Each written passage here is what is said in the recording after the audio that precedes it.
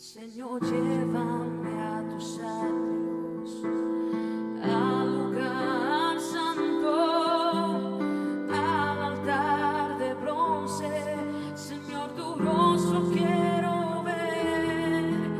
Pasaré la noche, hombre, por donde el sacerdote canta. Yo tengo hambre y sed de justicia, y solo encuentro un lugar. Llévame al lugar santísimo, por la sangre del Cordero Redentor. Llévame al lugar santísimo, tócame, límpiame, heme aquí.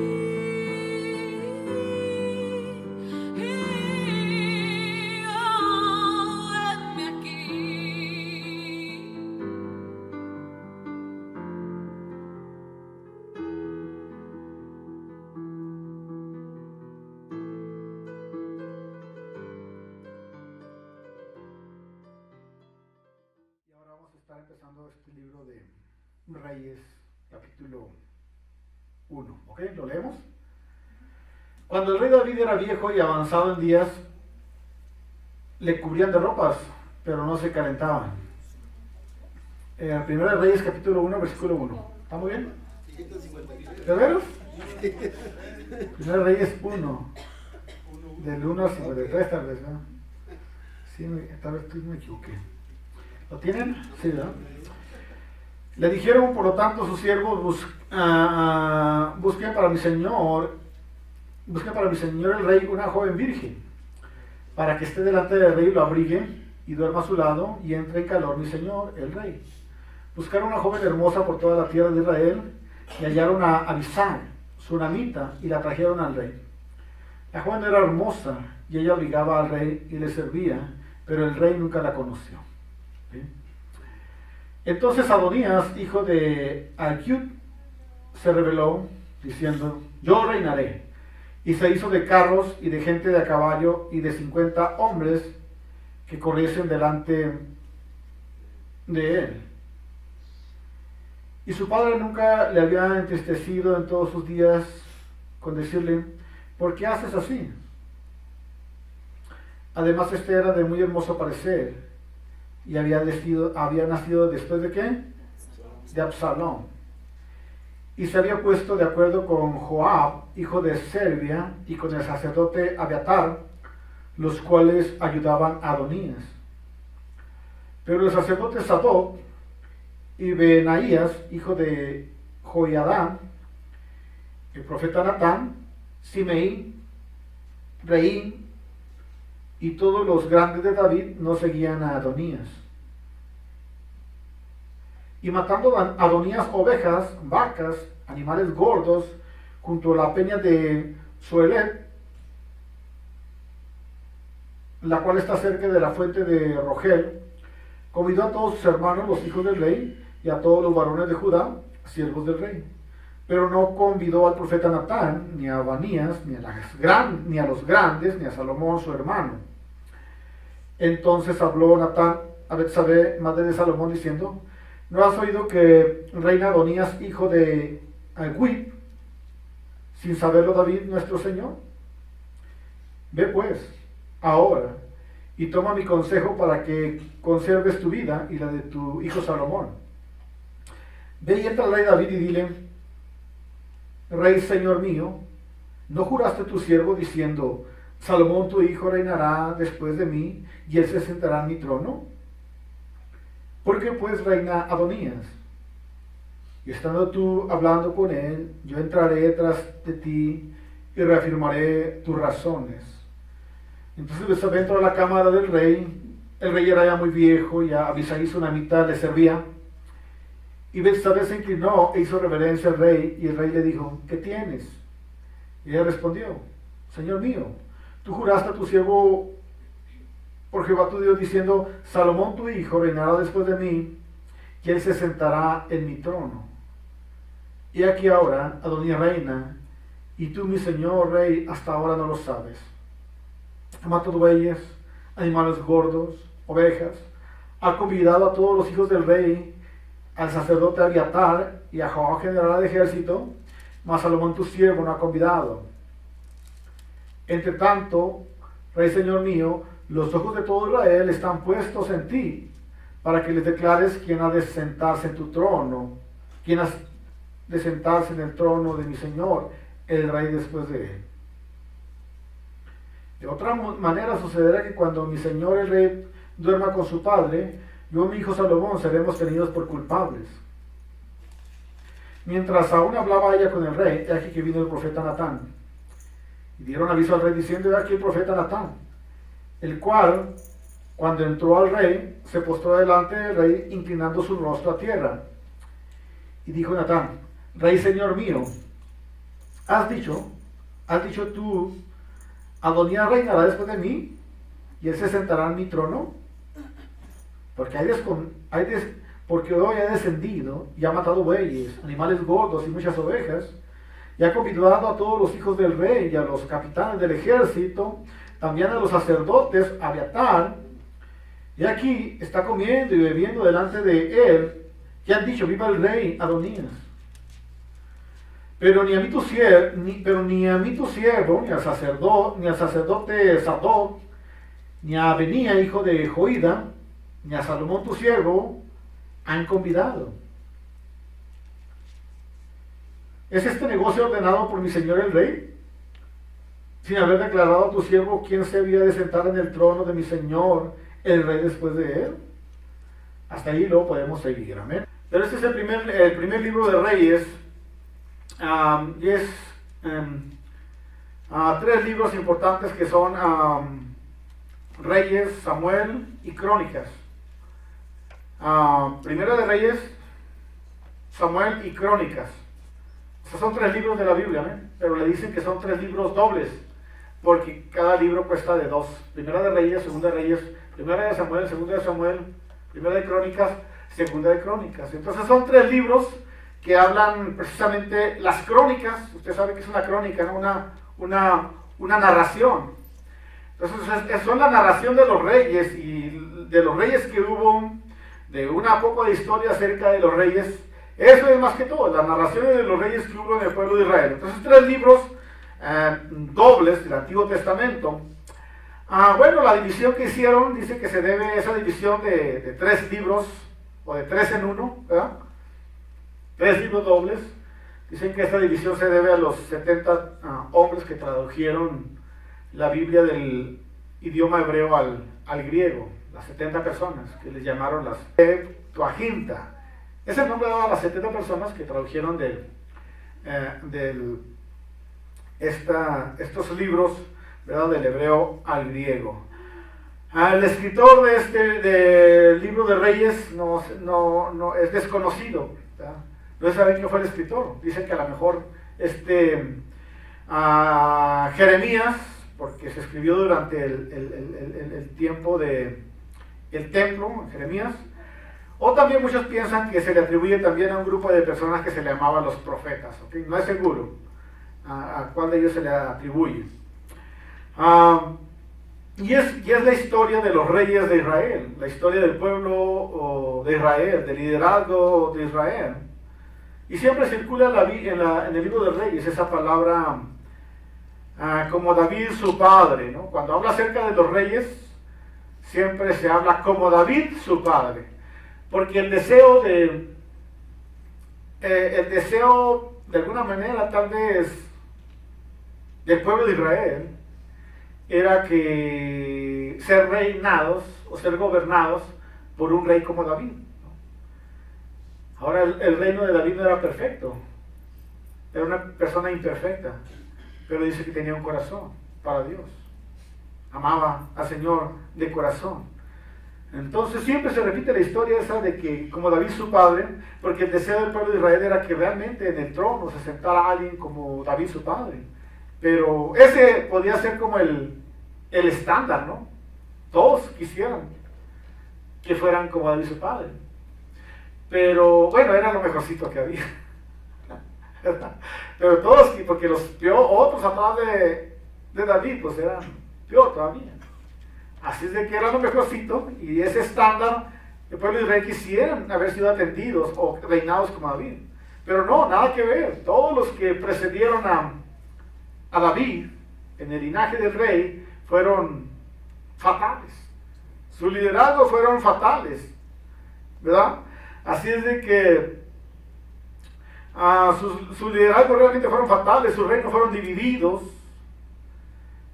fueron incapaces de gobernar bajo el temor del Señor. Nada que ver con su padre, incluso se dividieron los reinos, unos al norte, otros al sur, y fue algo cruel y difícil. Así es que el libro de los Reyes relata la historia de la nación de Israel, de sus reyes, de su liderazgo, de la influencia de David sobre Israel, de la influencia del liderazgo de David sobre el pueblo de Israel, hasta la muerte de David y los reyes que persiguieron después de David. También nos narra este libro, nos da un ejemplo del reino guiado por el hombre, del reino o del liderazgo guiado por el hombre y no por Dios. Amén. Porque miramos, muchos de estos reyes se apartaron del Señor, y siempre que se apartaron del Señor hubo consecuencias sobre el pueblo de Israel. Entonces pudiera haber sido muy hermoso si el reino terrenal hubiera estado sujeto al reino celestial, o sea, dirigido por el Señor. Pero era un reino terrenal desconectado del reino celestial, de la dirección del Señor. Y obviamente que iba a ser desastroso, y ese no era el propósito de Dios. El propósito de Dios es que Israel fuera una nación guiada de una forma teocrática. El propósito de Dios es que Israel fuera una nación guiada de una forma teocrática, o sea, guiada por Dios, no por el hombre, sino que fuera una nación ejemplo a las demás naciones. Alguien ha dicho que el mandamiento para la iglesia cristiana es vayan y prediquen el evangelio. Pero alguien dice que el mensaje para el pueblo de Israel nunca fue vayan y prediquen. Ese no fue el mensaje para el pueblo de Israel en el Antiguo Testamento. El mensaje para el Antiguo Testamento era que ellos fueran una nación teocrática, guiadas por Dios, no por el hombre, y que cuando la gente miraran que ellos son guiados por Dios y que estaban siendo bendecidos por Dios, entonces las gentes pudieran decir, vamos a la casa de ¿quién? De Jehová. Vamos a la casa del Señor, vamos a la casa de Dios, vean cómo son bendecidos, vean la paz, vean cómo ese pueblo es guiado por Dios. Es un pueblo victorioso. Ese era el deseo del Señor. Que ellos amaran a Dios por todas las cosas, que fueran dirigidos por Dios, y a causa de eso entonces Dios tenía su manto sobre ellos, y fueran con un deseo de las naciones, de dejarse también guiar ellos por esa clase de Dios de poder. Amén. Pero fracasaron en eso. Fracasaron en eso, porque en lugar de tener un reino conectado, un reino terrenal conectado con el reino celestial, se desconectaron de Dios y se dividieron el reino del norte y el reino del sur, hasta que de ser exiliados, hasta ser esclavizados, etcétera, etcétera. Así de que realmente esto es lo que nos habla aquí en Libro de Reyes. Vamos a estar hablando sobre el golpe de estado de Adonías, la coronación de Salomón como rey, David en su tiempo de anciano, David renueva su juramento con Betsabé y Salomón es nombrado rey y ungido como rey, mientras que Adonías huye y se oculta en el templo. Así empezamos el primer punto, que es el golpe de estado, un golpe de estado por Adonías. ¿Cómo? Los nombres, ¿no? Por Adonías, el golpe de estado por Adonías. Dice la Biblia, empezamos ahí texto por texto y verso por verso.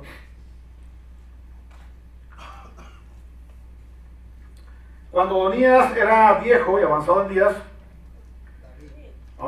cuando el rey David era viejo y avanzado en días, le cubrían de ropa, pero no se calentaba. Le dijeron por lo tanto sus siervos: busquen para mi señor el rey una joven virgen, para que esté delante del rey, lo abrigue, duerma a su lado, y entrará en calor mi señor el rey. Buscaron una joven hermosa por toda la tierra de Israel, hallaron a Abisag, sunamita, y la trajeron al rey. La joven era hermosa, y ella obligaba al rey y le servía, pero el rey dice que nunca la conoció.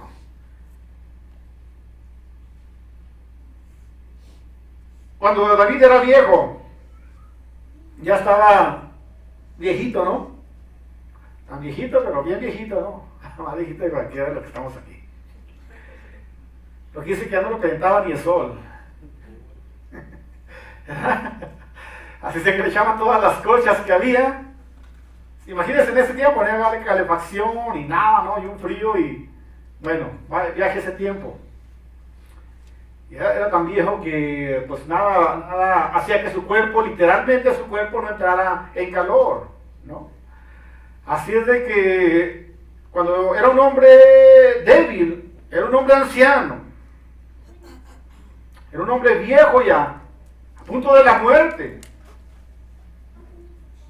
achacoso, enfermo, debilitado, ya estaba empiezándose solo, y no hallaban cómo hacerle que su cuerpo entrara en calor, que mantuviera la temperatura. Usted sabe que si pierdes la temperatura te mueres, ¿no? Y así es que los médicos, los científicos de ese tiempo, los científicos de ese tiempo recomendaron que era bueno hacerle una forma de hacerle entrar en calor, ¿no? Y bueno, a alguno de ellos se le prendió el foco y dijo, bueno, ¿por qué no conseguimos una joven, verdad? Una jovencita y que... Una enfermera, ¿verdad?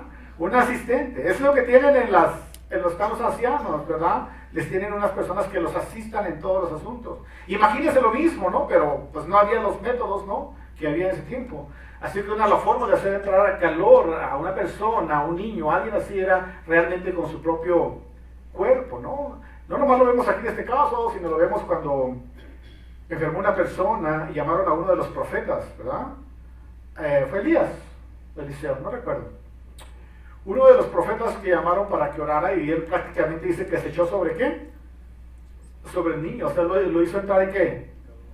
En calor. También lo vemos con Pedro, ¿se acuerdan? Cuando Pedro le hablaron y le dijeron que había muerto no sé quién, pero también hizo lo mismo, ¿verdad? Entonces, era una forma de hacer entrar al calor a una persona.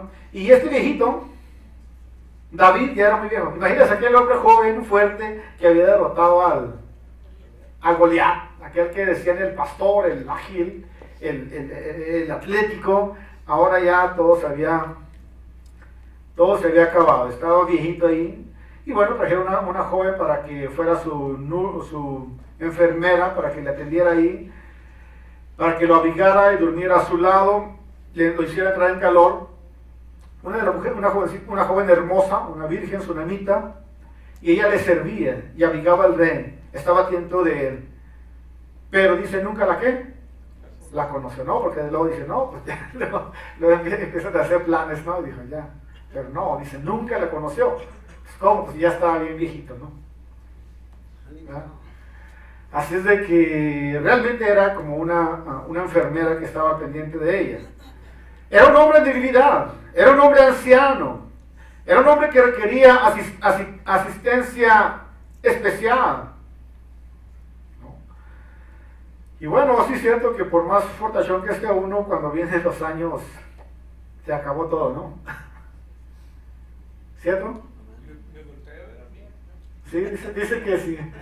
Dice que por más vaya uno al gimnasio, si el conejo está aquí, ya cuando te hace viejito, por más que vaya ese conejo se viene para acá abajo. Aleluya. O sea, es, ¿cómo dice? Al revés. Es inevitable. Se vencen los reyes. Sí, ¿verdad? Es inevitable. Aquella belleza, aquella fuerza. Por eso, con tanta razón, el predicador dijo, vanidad de vanidad, ¿dice qué? Todo es vanidad, ¿no? Así estaba David, un hombre de debilidad. Entonces, cuando estás en la debilidad, cuando estás en ese momento, siempre hay gente que quiere aprovecharse, ¿no? O abusar. Y eso precisamente fue lo que hicieron con David. Ya en debilidad, está todo muerto ya, ahí en el castillo, en el palacio del rey, ya todo agonizante. Y su hijo, entonces deseaba, dice que, el trono. Y planeó un golpe de estado, que era Adonías. Adonías se aprovechó y buscó la forma de aprovecharse del trono de su padre, del rey David. Y obvio que esto no estaba de acuerdo con el plan de Dios. Amén. ¿Quién era Adonías? Ahora, Adonías era hijo de David, uno de los muchos hijos de David. Porque David tuvo algunas esposas y tuvo muchos hijos, pero también muchas concubinas. Así de que realmente David tenía muchos hijos. Y no había una línea en el trono, o sea, no había, en ese tiempo no había un derecho al trono, sino que el rey decidía cuál de sus hijos le dejara el reino. ¿Ok? Así es de que Adonías era uno de los muchos hijos de David que se rebeló. Pero Adonías posiblemente era de mucha influencia, paseaba seguido por el palacio, de alguna manera estaba ante los ojos de David y de alguna manera era una persona muy influyente. Pero dice que Adonías era uno de los hijos de David, hijo de Jawit, una de las mujeres de David. Adonías, hijo de Jawit, se rebeló diciendo: yo reinaré. Se hizo de carros, de gente de caballo y de 50 hombres que corrieron delante de él. Y su padre nunca le había entristecido en todos sus días con decirle: ¿por qué haces así? Además, este era de muy hermoso parecer y había nacido después de ¿qué? De Absalón. Era una persona hermosa, de hermoso parecer. Era un joven hijo de rey que se paseaba por el palacio, iba y venía. Además dice que su padre nunca lo había ¿qué? Entristecido. ¿Qué quiere decir eso? O sea, nunca le había llamado la atención. Él hacía y qué, y deshacía, ¿verdad? David nunca le había llamado la atención a sus hijos. La Biblia habla muy hermoso de David. Pero también David era una persona como cualquier otra, como cualquiera de nosotros, con sus errores. Y uno de los errores que tenía era precisamente que no había disciplinado a sus hijos, a todos sus hijos, ¿no? Que no ponía mucha disciplina sobre sus hijos, sino que de alguna manera muchos hacían lo que querían. Y muchos de ellos se desviaron de los caminos del Señor y no, incluso deshonraron a su padre. Y de alguna manera le faltó poner disciplina a David sobre sus hijos. Amén. Y por eso dice que David nunca los había que entristecidos. Porque cuando entristeces a tus hijos, tú sabes, ¿no? Nomás le quitas la tablet y que se quiere morir, ¿no?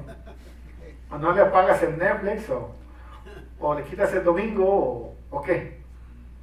O lo pones a trabajar, ¿no? A ver, hijo, rájame esos leños. Sí, está muriendo, ¿no? Ponen muy tristes. O ayudan a hacer una actividad. Se ponen tristes, ¿no? Bueno, así eran nosotros también, ¿no?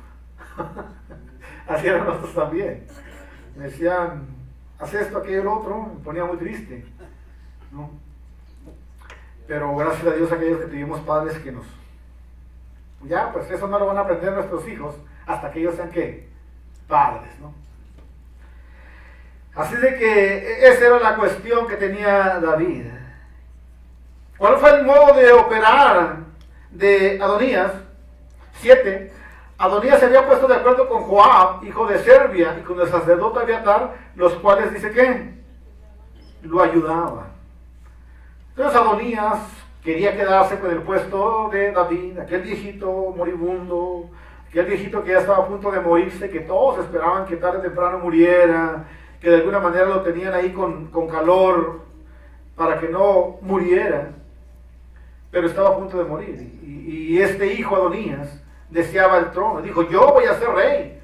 Él se quería autoproclamar rey con la ayuda de Serbia, del sacerdote Abiatar, los cuales le ayudaban.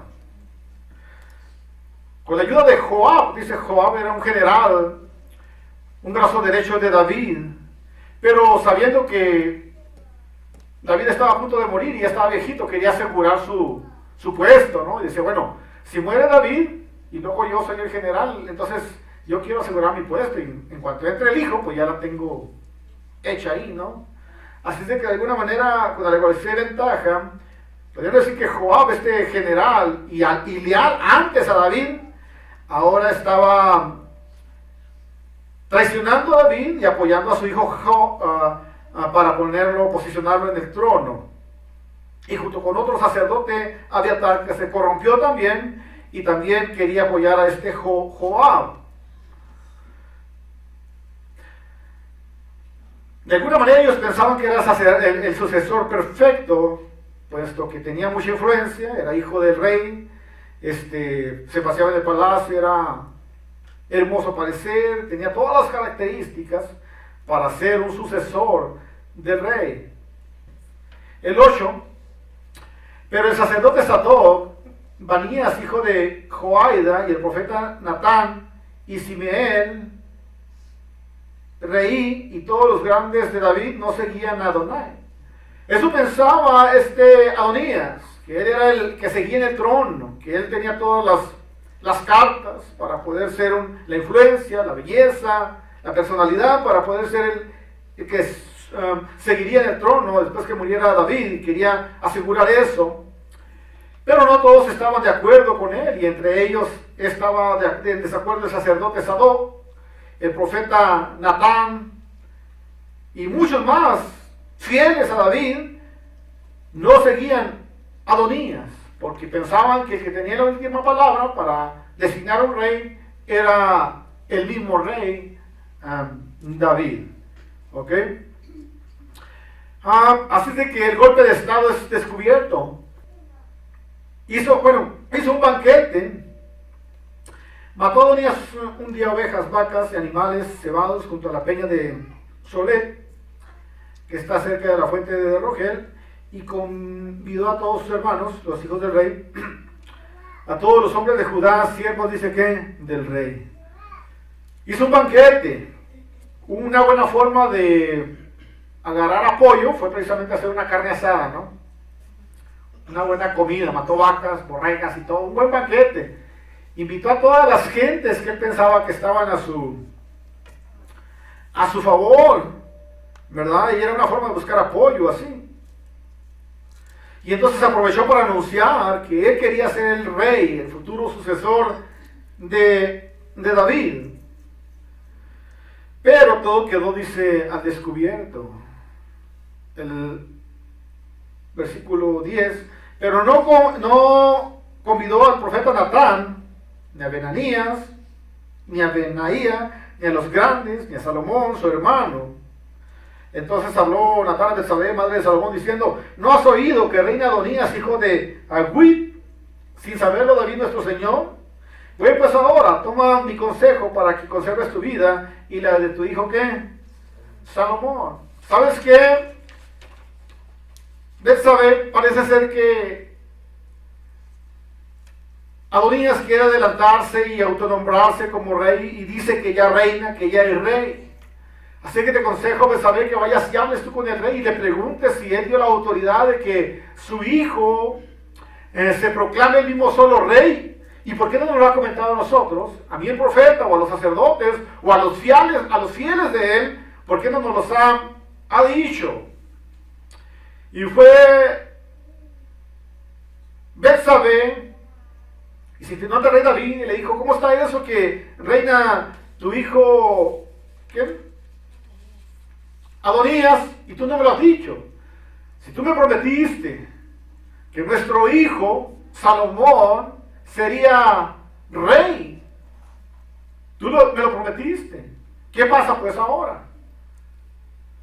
Yo creo que ahí vemos también la misericordia del Señor, porque David había fallado y había pecado y desobedecido al Señor, ¿verdad? El primer hijo de David había muerto porque Dios lo castigó, pero luego después Dios le dijo que lo restauraba, y Dios lo restauró otra vez y le dio a su otro hijo Salomón. Y Dios le prometió a David que Salomón se sentaría, ¿qué?, en su lugar. Miramos la misericordia y el perdón del Señor, ¿cierto o no? Miramos la misericordia y el perdón del Señor, porque Dios es bueno y nos perdona. y nos sana y nos restaura. A veces iglesias donde no quieren restaurar a las personas, ¿no? No hay oportunidad. Pero yo veo aquí en David como el Señor le dice, ¿sabes qué, David? Sí me acuerdo de lo que hiciste, pero aún así voy a restaurarte y te voy a dar, de ese error, te voy a levantar un ¿qué? Un rey. Y no ha habido otro rey como él, como Salomón. ¿Okay? Así es de que el versículo 17, ella responde, Señor mío, tú juraste a tu siervo por Jehová tu Dios, diciendo, Salomón tu hijo reinará después de mí, y él se sentará ¿qué? En mi trono. Se sospechaba que Dios había llamado a Salomón. Tenía una ligera sospecha, tal vez por eso no convidó a Salomón, y él sabía que no podía corromper al profeta Natán, ni a los fieles, a los aliados de David. Porque David tenía gente que era fiel, eran leales, ¿no? David era un hombre de guerra, y algo que tenía en sus filas era, tenía un grupo de, podrían decir, mercenarios, o guardaespaldas, o valientes. Se le llamaban los valientes de David, ¿no? Pero una de esas veces que andaba huyendo y que fue destronado del trono David, quedó sin soldados. Entonces dice la Biblia que cuando andaba David huyendo allá en las montañas, se empezaron a juntar con él los pobres, los menesterosos, los cojos, los minusválidos, los desprotegidos, y le dijeron le pidieron que hicieran de ellos unos guerreros, ¿no? Y David hizo un ejército de pura gente inservible, de pura gente que la demás gente piensa que no sirve. Él hizo unos mercenarios, unos hombres de guerra, tanto que era su brazo derecho. Y dicen que un día David tenía sed y deseaba beber aguas del pozo de Belén. David, ¿verdad? Y entonces una noche le comentó a uno de sus soldados, que había entrenado, que cómo desearía beber agua del pozo de Belén. Y uno de los soldados oyó y le dijo a los demás. Y dijeron, pero el rey quiere eso, ¿cómo que no? Pero hay guardias, pero está sitiada la ciudad, pero ¿qué importa? Así es de que un comando se levantó en la noche y fueron entre la oscuridad de las montañas y fueron y le trajeron agua. Y David se sorprendió. ¿Querías agua? Mira, dijo, wow, ¿dispuestos a dar su vida por mí? Esos eran los fieles. Esos eran el brazo derecho de David. Amén. Entonces, hermanos, David tenía un ejército, tenía gente leales a la que le servían. Ese complot, ese golpe de estado fue descubierto por los fieles de David. El profeta Natán, Betsabé y Benanías y los fieles de David descubrieron el complot. Supieron Natán, Betsabé y Benanías, supieron que Adonías estaba operando a espaldas del rey. Alguien tenía que decírselo al rey. El rey tenía que saberlo. Entonces Natán tomó algunas medidas y le dijo a Betsabé que fuera y le dijera a David lo que estaba pasando, que su hijo se estaba autoproclamando rey, que si él lo había autorizado. Natán le dice a los fuertes de David que el rey tiene que saber lo que está ocurriendo. Así es de que David estaba a punto de morir, y si hubiera muerto intestado, porque no había dejado alguien que lo sucediera, ¿no? Es un error, ¿no? Así que si tú un día te llama el Señor, porque no somos eternos, es mejor que le mueras intestado, ¿verdad? Sin hacer planes, ¿no? Regularmente cuando muere uno deja muchos problemas a los hijos, ¿verdad? Así de que o vende lo que tienes y que se repartan en partes iguales para que no lo discrimines a ninguno, o si no simplemente gástatelo todo y deja que ellos hagan su propio patrimonio. El chiste es que no dejes problemas. Y aunque no dejes problemas, de todos va a haber, pero trata de evitar los menos problemas que haya. Que no se peleen. ¿Ok? Así es de que él había dejado alguien que lo sucediera. El 32 el rey David dijo, llámenme al sacerdote Sadoc, al profeta Natán, a Benanías, hijo de Joaída, y ellos entraron a la presencia del rey. El rey le dijo, tomad con vosotros los siervos de vuestro señor, y montad a Salomón mi hijo en mi mula, y llevadlo a Gión. Allí lo ungirá el sacerdote Sadoc y el profeta Natán como rey sobre Israel. Tocarán trompeta diciendo, viva el rey Salomón. Después iréis vosotros delante de él, vendrá y se sentará en mi trono, y él reinará por mí, porque a él ha escogido para que sea príncipe sobre Israel y sobre Judá. Entonces Benaía, hijo de Joiada, respondió al rey y dijo, amén. Así lo ha dicho Jehová, Dios de mi señor el rey, de la manera que Jehová ha entrado con mi señor el rey, así esté con Salomón, y haga mayor su trono que el trono de mi señor el rey David. Descendieron el sacerdote Sadoc, el profeta Natán, Benaía, hijo de Joiada, y los ¿qué? Cereteos y los peleteos, y montaron a Salomón en la mula del rey David, y lo llevaron a Gión. Y tomando el sacerdote Sadoc el cuerno del aceite del tabernáculo, ungió a Salomón, tocaron trompeta, y dijo todo el pueblo, viva el rey Salomón. Después subió todo el pueblo en pos de él, cantaba la gente con flautas, hacían grandes alegrías, que parecía que la tierra se hundía con el clamor, dice que, de ellos. Salomón es ungido ¿qué? Rey, por el profeta Natán. Y dice David, ¿saben qué? Tráiganme la mula, mi mula, porque antes dice que los reyes se subían sobre una mula o un asno. Cuando iban a la guerra usaban los caballos, pero cuando iban como reyes usaban esas mulas o en el caso de Jesucristo. Cuando Cristo entró a Jerusalén, dice que entró sobre una ¿qué? Un asno, en señal de paz. Sin embargo, en el Apocalipsis dice que cuando Cristo venga a traer juicio a este mundo, vendrá en un caballo ¿qué? Blanco. Y cuando habla Apocalipsis de los caballos, habla de juicio, ¿cierto? Así de que en señal de autoridad y de paz fue sentado Salomón en esa mula, que era la mula que usaba David. Se le pusieron sus ropas reales y fue ungido como rey. Ahora sí que lo montaron en la bestia, ¿no? Como el rey, el presidente aquí, cuando es declarado rey, pues lo ponen en la bestia, ¿no? A este también lo subieron en la bestia. Y al presidente de aquí lo ponen sus guaruras y sus ¿cómo se llama? Sus guardaespaldas, ¿verdad? También a Salomón lo pusieron en esa mula y luego pusieron sus guardaespaldas. Los fuertes, los valientes de David, ahora se encargaban de la seguridad de Salomón. Ahí los podemos encontrar a ellos. Y dice estos grupos que nombré yo, los cereteos y los ¿qué? Peleteos. Ellos tomaron a David y lo pusieron ¿qué? En esa mula. Porque dice que estos dos grupos eran extranjeros. Eran como un comando entrenado de mercenarios extranjeros. No eran ni israelitas, eran de otros países. Pero era un comando que estaba al servicio del rey. Y eran fieles y eran preparados para defender al rey. Así de que ellos hicieron cargo de la seguridad de Salomón, que fue proclamado rey. Hubo gozo, hubo casa, hubo alegría, hubo fiesta. Hubo fiesta en la casa de Jehová.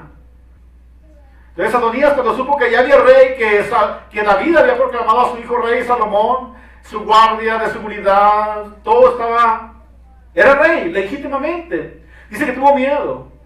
Y corrió, dice, ¿a dónde? Al tabernáculo, y se escondió en el tabernáculo, y se tomó de los cuernos, dice que, del altar. Cuando alguien era perseguido, entonces el único lugar seguro era el tabernáculo, la casa del Señor. ¿Sabes una cosa? Cuando alguien es perseguido, o cuando no hay solución,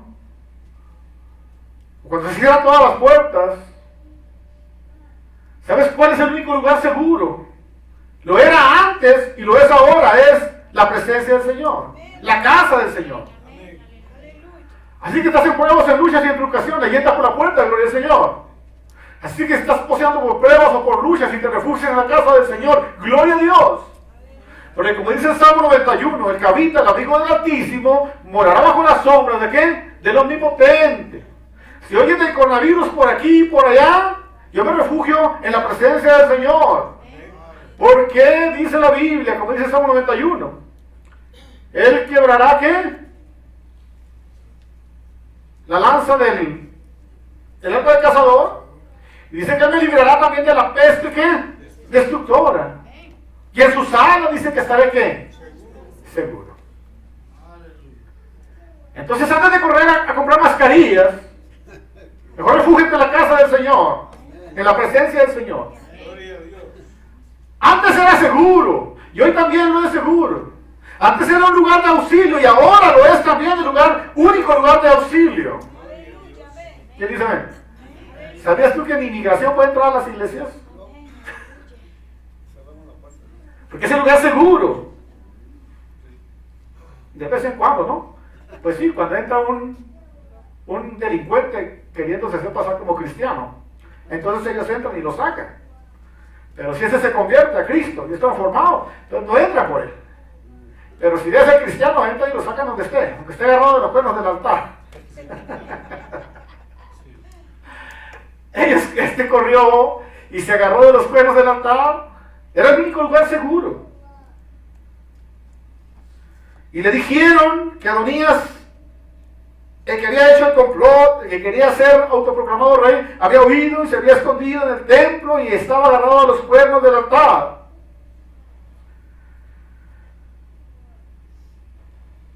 Entonces dice que el rey tuvo ¿qué? Misericordia de él. Tuvo misericordia. Y es cuando estamos en la casa del Señor, cuando nos refugiamos en la presencia del Señor, podemos alcanzar misericordia.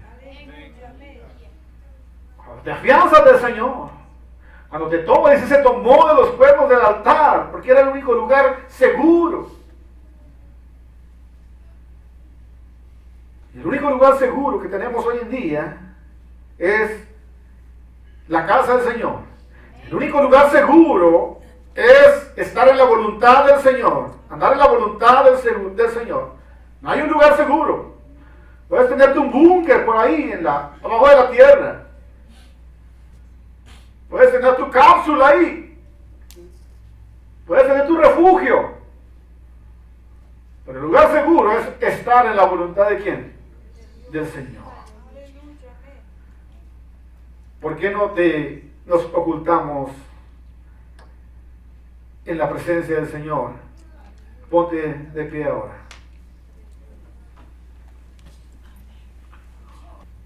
Sobre el pueblo de Faraón, porque Dios le dijo a Faraón que dejarle libre a su pueblo Israel. Después de que Faraón no quiso dejar ir el pueblo de Israel libre, Dios le dijo a Faraón que lo iba a castigar y que iba a mandar el ángel destructor sobre el pueblo de Egipto. Pero le ordenó al pueblo de Israel que sacrificaran un animal. Ese animal se llama Pascua. Que sacrificaran una Pascua, un cordero. Y que la sangre la pusieran sobre las puertas de sus casas, de sus cabañas, de sus casas. Entonces el pueblo de Israel sacrificó la Pascua, ese animal. Y la sangre la pusieron en las puertas. Y en la noche, en la madrugada, cuando vino el ángel destructor, el ángel de muerte, dice que cuando pasaba por las casas de los israelitas miraba la sangre del cordero y ahí no moría nadie. Pero por todas las casas donde no estaba la sangre del cordero, hubo mortandad, hubo lamento, hubo lloro y hubo quejido. Pero donde estaba la sangre, allí hubo gozo y júbilo. Porque estaba la protección del Señor. Esa es nuestra Pascua. Y Jesús es nuestra Pascua. Ya no la traigo aquí, ¿verdad? Ahora la traigo ¿dónde? En mi corazón. La Biblia dice, cuando bien le dices, Cristo, entra en mi corazón. En ese momento dice la Biblia que Cristo te sella. Por dentro, no que afuera. Por dentro te sella con su santo, ¿qué? Espíritu.